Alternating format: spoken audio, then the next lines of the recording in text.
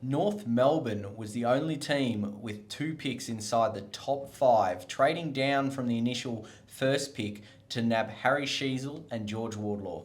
A couple of Vic Metro Jets. Michael, tell us a bit about them, and do you think they're going to play round one? I would like to see it. Yeah, I mean, George Wardlaw is obviously dependent perhaps on injury, and he had those repeat hamstring strains this year, and a little bit of a concern, but not enough to sort of get him out of that top five. He's obviously a remarkable talent. Harry Sheezel as well, who was actually picked before him, could be the X factor and flair that North Melbourne's after inside 50. And you think on talent that both of them could crack that Roos side, so that's probably what they'll be targeting for sure.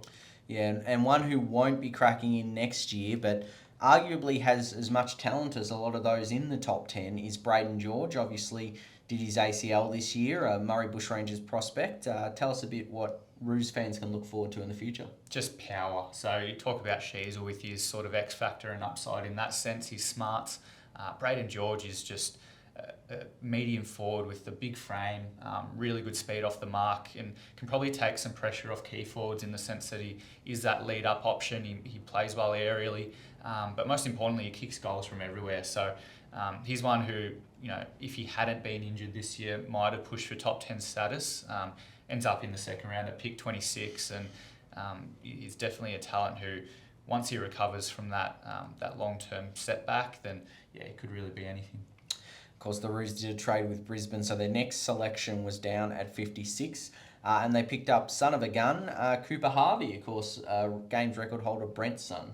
Yeah, I mean, he's got a bit of the golf sense of his father, as you'd expect. He's a midfielder forward who's super tough and really clean as well. He is another who had a couple of injuries this year with his arm, but managed to come back. He played really well for the Northern Knights, got a berth in the Vic Metro squad as well. When they won the title, of course, took that big mark in the goal square and kicked the goal late to seal the game.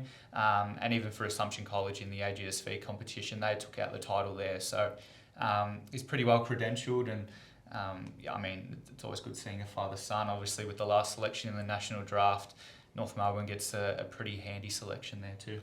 Yeah, and in the rookie draft, they made two selections that weren't previously listed. Obviously, Blake Drury and Hamish Free, very different players. Yeah, well, Blake Drury is that small who probably plays a bit of a big man's game. He's super tough, runs really hard.